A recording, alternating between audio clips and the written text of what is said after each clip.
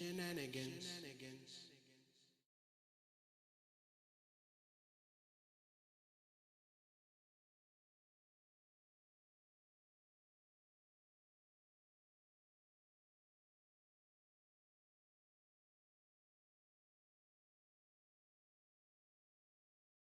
Truth, lies, shenanigans. Truth, lies, shenanigans. Truth, lies, shenanigans. Truth, lies, shenanigans. Truth, lies, shenanigans. Truth, lies, shenanigans. Truth, lies, shenanigans. Truth, lies, shenanigans. Truth, lies, shenanigans. Truth, lies, shenanigans.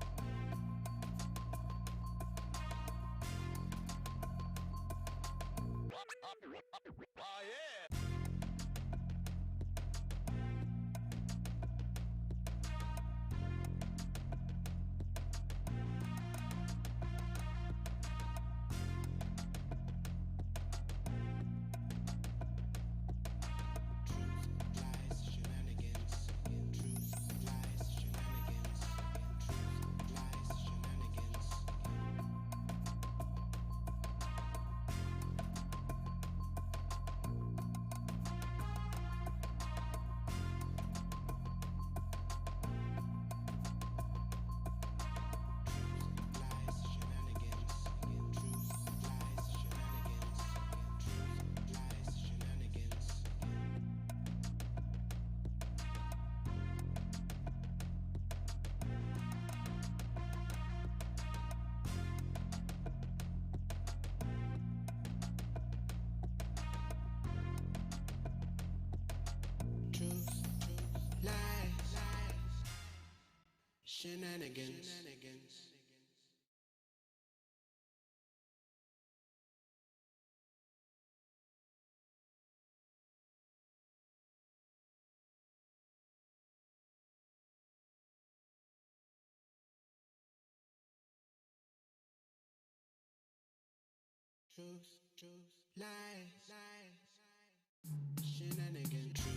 lies, shenanigans. Truth, lies, shenanigans. Truth, lies, shenanigans. Truth, lies, shenanigans. Truth, lies, shenanigans. Truth, lies, shenanigans. Truth, lies, shenanigans. Truth, lies, shenanigans. Truth, lies, shenanigans.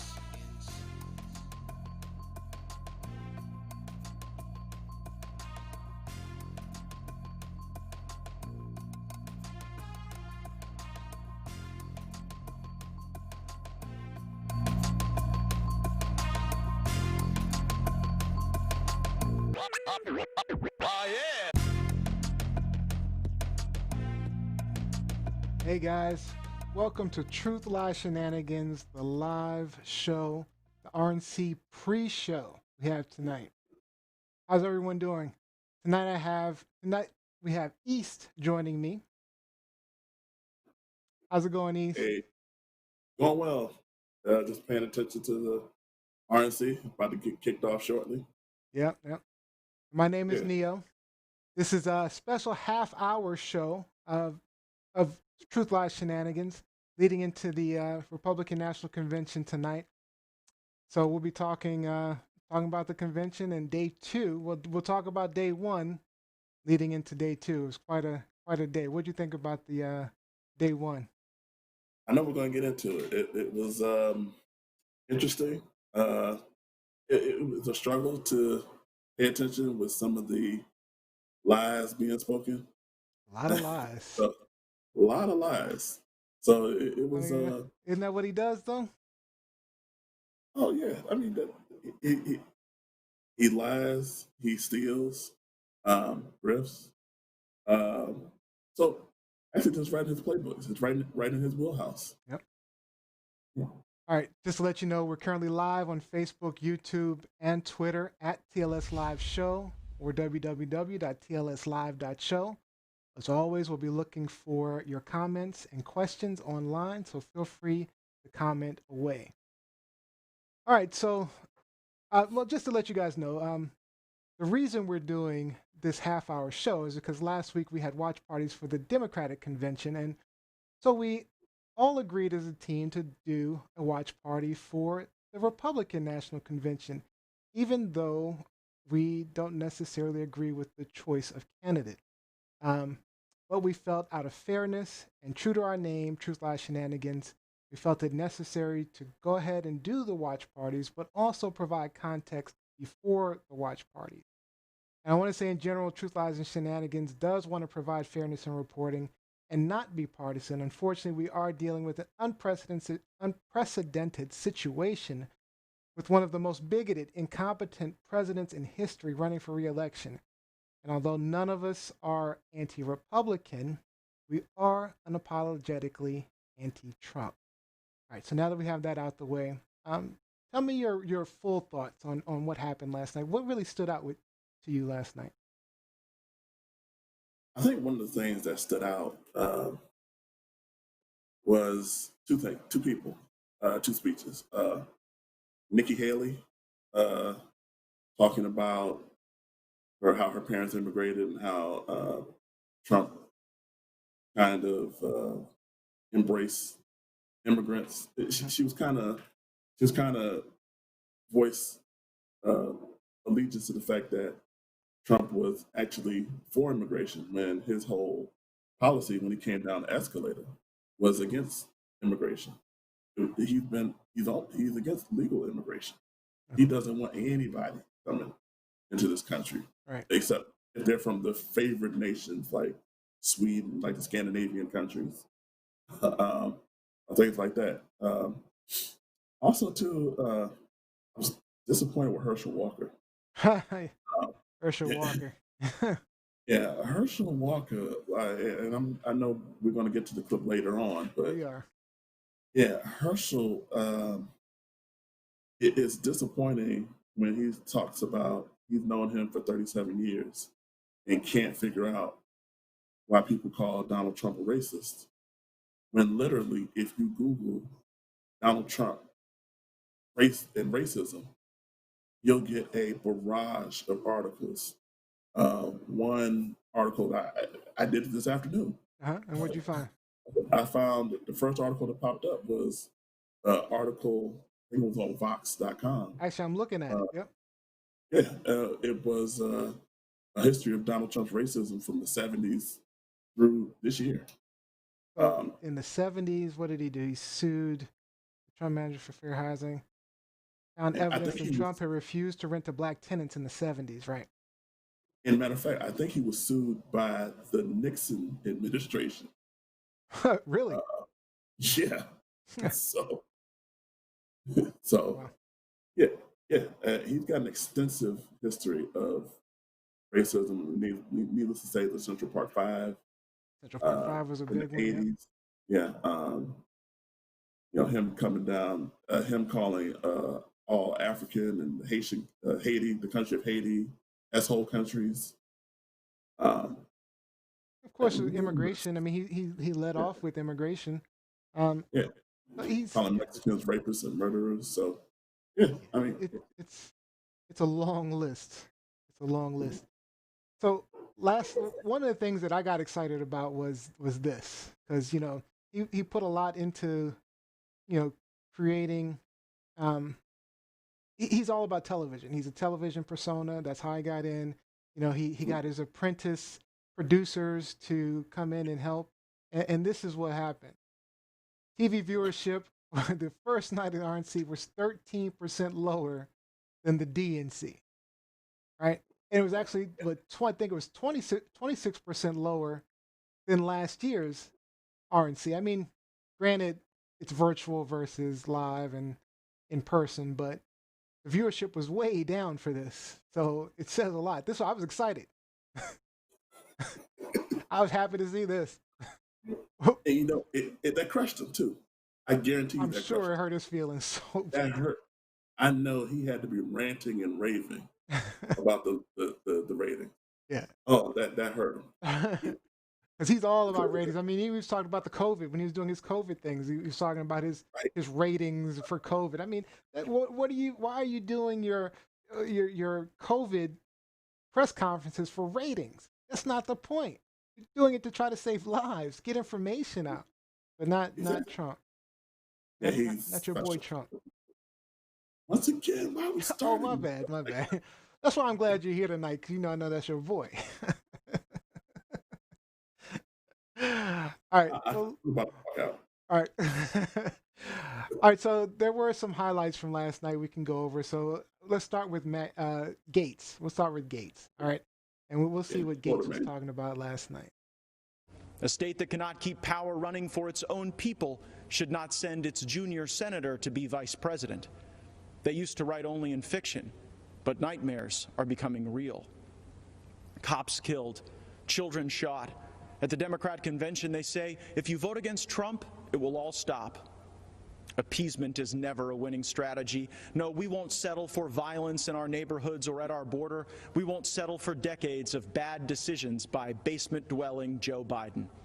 We settle a continent. We know that the frontier, the horizon, even the stars belong to us. I mean, before we get into what he said, doesn't he look like a Ken doll or something like that? Like his hair is all plasticky and everything. Right. Like teeth perfectly like that. Like, he looks like a plastic dude. Like move to the side or something. Yeah, right. He was pretty stiff too. Right. But I mean, did you hear what he was saying? I mean, I heard a lot of dog whistling. So the first thing he was talking about when he was talking about Kamala Harris, and he was saying, it's a thing of nightmares. Liz is big on pronunciation. Kamala, I said it right. Okay, oh, Kamala, right. I said it wrong. Kamala. Yeah, she's probably yelling at me right now through the screen. Right. Kamala. Yeah. But you heard that part, right? Oh, clearly. Yeah. Clearly. Like, and we got to stop. These aren't dog whistles anymore. Like, you blaring like horns about what's going on. He's. Let me see if I can cue the end. There was something else he said at the end. No, we won't settle for violence in our neighborhoods or at our border. We won't settle for decades of bad decisions by basement-dwelling Joe Biden. We settle a continent. We know that the frontier, the horizon, even the stars belong to us. Belong to us. Did you hear that? Yeah. Who's he talking to? Who do we think he's talking to? Well, you go back to the statement he said before that. He said we settled a continent. Right. You stole a continent. You stole it from the Native Americans, and you had you stole Africans from Africa, and had them, our ancestors, working on the land for free. So you didn't settle a continent; you stole a continent. Which you did. And these references to heritage, it kind of bleeds into the issue with the Confederate generals, the statues that. I think you have the clip for Donald Trump, which he talked about later about keeping America's heritage in order instead of having the statues, monuments to America's heritage torn down. Junior. Yeah, your boy. Yeah, Junior Trump. Yeah, see. Okay. Yeah, okay. We'll talk about him a bit later. Okay. There was one clip. There's one clip I do want to show because it was actually kind of funny to me. I'm gonna show this clip, and it's Donald Trump talking to a group of people about COVID, group of nurses and workers and frontline people. Nothing like our COVID Chronicles, which, by the way, is tomorrow Wednesday. Make sure you check that out tomorrow on Wednesday, 8 p.m. Eastern Time. All right, I'm gonna show this clip. I think all of them, frankly. I think pretty much all of them. How about you? I'm a custodian at the post office as well. What do you do exactly? Clean up everybody's mess and everybody's germs and all that. Can I tell you that world, that profession will never be out of business. You know that, right? Sure. Thank you. Will never be out of custodian. Will never be. I mean, he's so out of touch. Right. His attempt at being, I guess, a regular person. He tries. So. He's awkward. Like everybody. If I saw that clip correctly, everybody was kind of dressed business casual, right? Right. Not totally blue jeans. I mean, it's the White House. Right. He's always dressed in a suit, always like, and you know, I mean, but like, so it's hard for him to look like he's relating to regular people when he's never dressed like a regular person. Never. Like he's always, like you said it before, he's always dressed for TV. And to ask a custodian, what is it that you do? It's totally insane. And then, Like, and then to say, you know, your profession, you last forever. You'll clean up after people forever. like that's your station in life. Yeah, Like that's what you're gonna do. not moving. Like You'll have a job forever. like you know, you can't move Thanks, up in life. Donald. That's what, yeah. Thanks. Ooh. Thanks for the endorsement. I was looking at moving up in life. Right, you know, hey, Like, I hope you say, hey, I can help you. I work at the post office custodian. Maybe I can carry the letters one day or something. Right. All right, so let's get to the elephant in the room. Let's get to Herschel Walker. Herschel Walker, football player, football great. I'll call him a great. Heisman Trophy winner. Yeah, Heisman. Yep, won the Heisman. He was on the RNC stage last night, talking about his friend Donald Trump, and I'll just go ahead and play it. Disney World with my family. At the last minute, Donald said he'd like to join us. So there he was, in a business suit, on It's a Small World ride.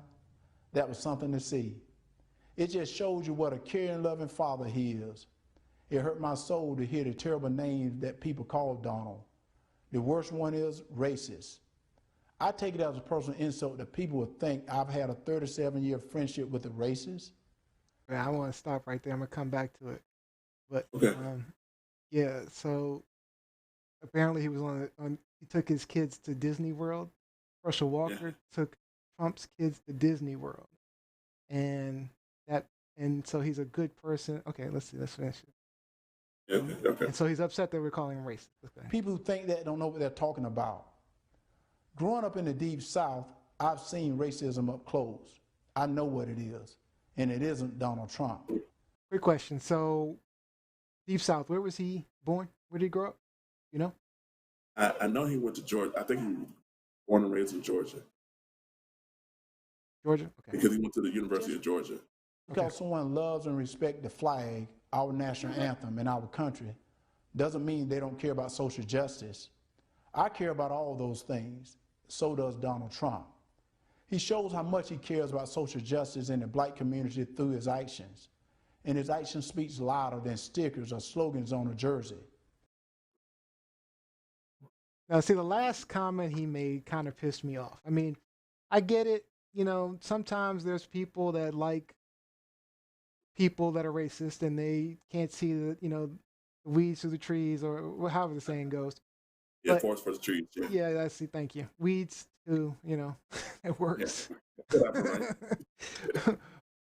But to point out the fact, he said, slogans on jerseys, mean nothing. He belittled that. Why belittle that?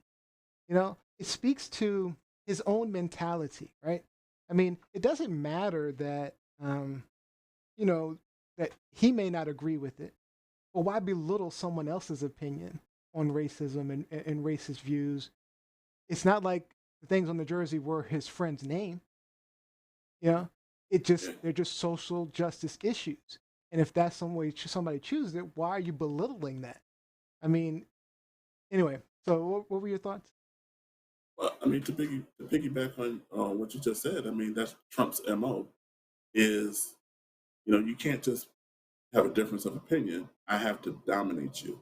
I have to crush your opinion and make you so insignificant that nobody wants to even listen to you. And that's part of what Herschel Walker was just discussing. Like, you don't even have to mention, the phrases on the back to jersey. And to be specific, that's what the NBA is doing. Right. The NBA has chosen to allow their players to have different slogans, actually different languages too. Yeah, which is awesome. That's great. So that people can peacefully protest, which is our First Amendment right, and allow people to express themselves given these tumultuous times. Yeah. Online. Sorry. Yeah, you don't have to. I agree with you. Like, you don't have to crap on what somebody believes. And Lizzie agrees too. She was saying things on jerseys were also not offensive, so why belittle? But I like what Jacqueline Robinson said, and this is where I was heading with it. Slave mentality. And it's sort of like, I don't know, did you ever watch Django Unchained? Yes, it did. And so you know Samuel L. Jackson's character. Yes. Oh yeah. Yeah. So and there's this thing called a house slave, or a person that takes care of the house, or there were actually what do they call them? So people who the house N-word. Yeah. Okay. Well, no, but the people who kept the slaves in line, what were they called? The overseers. Overseers, right? So there were black overseers back in the day. So just because a person's, it goes back to what we're saying about race in general. Because a person has melanin in their skin doesn't make them a good person, or because they don't have melanin. People are people. So there are people who, go against their, their race or attack others like them. And I don't know. I feel like that's the slave mentality. It's like crabs in a barrel. Yeah. If you're trying to get ahead, somebody's always trying to pull you back. You're trying to get out. You get free, and they're trying to pull you back. That's what it feels like. That's what it feels like he's doing. Yeah. The strange thing is, like, although he grew up in the Deep South, you got to understand, and I think we all understand. Like, he was a star athlete. Born and raised in Georgia, went to the University of Georgia, won the Heisman Trophy. So he's kind of in a different.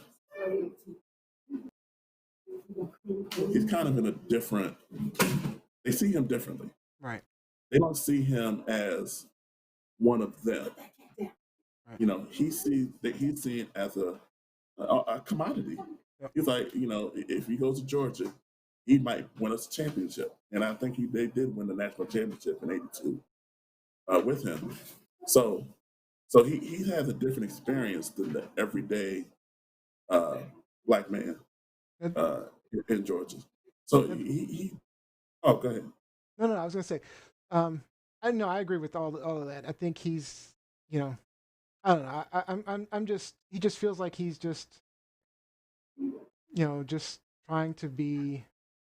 I want to say he's shucking and driving. He's just doing what the. You said it earlier. Could you repeat what you wrote on Messenger to me earlier? Oh, what he should have said. Yeah. Oh, okay. Yo, math has been good to me for 37 years. Let me go up north, make some money, so I get my family up there. That's what it sounded like, man. That's what I heard. I mean, and it didn't help that he had the deep accent. I mean, the deep Southern accent. And you know what? And to be honest, to be transparent, we discussed these topics before the show. And so when you said that, I'm like, okay, I'm not even listening to that. Like, I'm not listening to that. Like, 'cause like you said, he's got a deep Southern accent. I'm listening to the substance of what he's saying. Yeah. You're right. It doesn't help that he does have that deep Southern accent.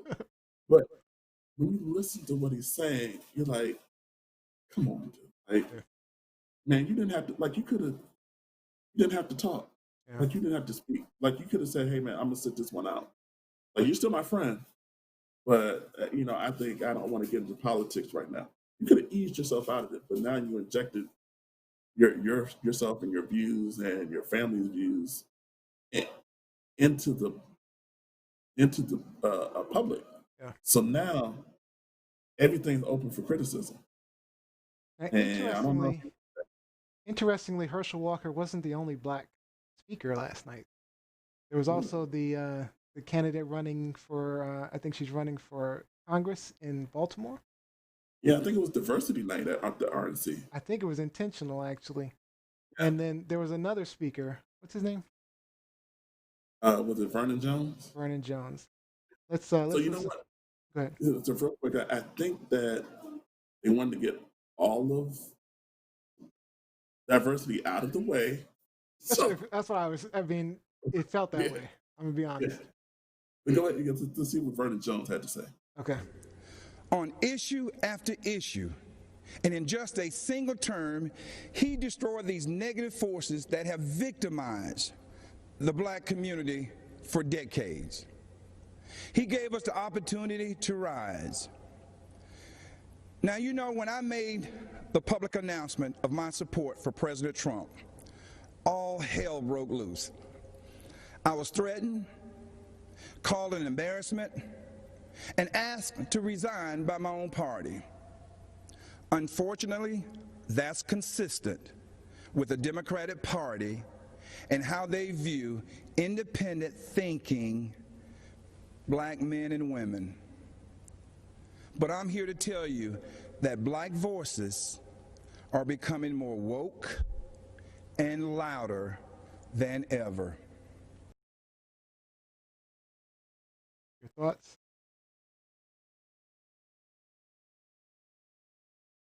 I can't hear you. You know, my first thought was, wow, he just go be a Republican.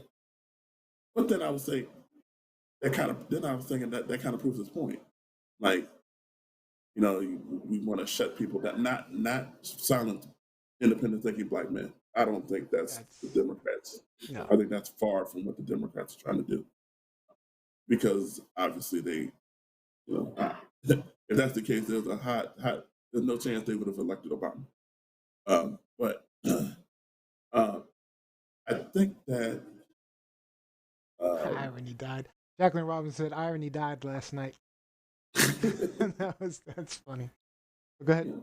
Yeah, I think that, you know, there's, first of all, there's room in the Democratic Party for his thinking. You know, I mean, I think it's good to have opposing views, you know, within the tent of the Democratic Party, because how else can you learn and grow as a party? I don't think that he should be expelled from the party. I don't think he should resign.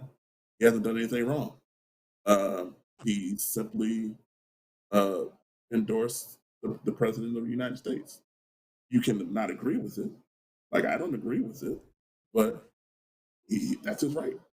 Now, some of the other things he was espousing, like not allowing black men to be free to think, that's just ridiculous. And also, too, I was trying to see if he was endorsing any policies, any hardcore policies that Trump endorsed, like, because he specified that Trump was beneficial for the black community. Mm-hmm. I didn't hear anything. Yeah. I didn't hear anything. Let me move on real quick. I'm gonna we have about 5 minutes. We're 4 minutes left, so I want to run these last two topics real quick. So these last two videos, we have the couple who were pointing guns at Black Lives Matter protesters.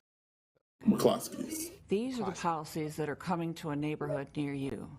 So make no mistake, no matter where you live, your family will not be safe in the radical Democrats' America. At this moment in history, if you stand up for yourself and for the values our country was founded on, the mob, spurred on by their allies in the media, will try to destroy you. You've seen us on your TV screens and Twitter feeds. You know that we're not the kind of people who back down. Thankfully, neither is Donald Trump. Oh my God, we're not the kind of people that back down. Back down from what? A peaceful protest? Not like anybody was doing it. They were just walking past. Right. And you know, the interesting thing is, the crime was not them holding their guns. It was them brandishing their guns toward the protesters. Pointing them at them. Why? What's the necessity for that? And then to take that couple doing that and put them on a national stage like this, why? Where's the value in that? What does that bring? Yeah. You're endorsing criminal behavior. Why? I don't get it. didn't make sense to me. Let me show this last clip of his son. And he's here. He's talking about Biden. But it's the way he talks about him that kind of struck me. So. Biden has promised to take that money back out of your pocket and keep it in the swamp. That makes sense, though, considering Joe Biden is basically the Loch Ness Monster of the swamp. For the past half century, he's been lurking around in there.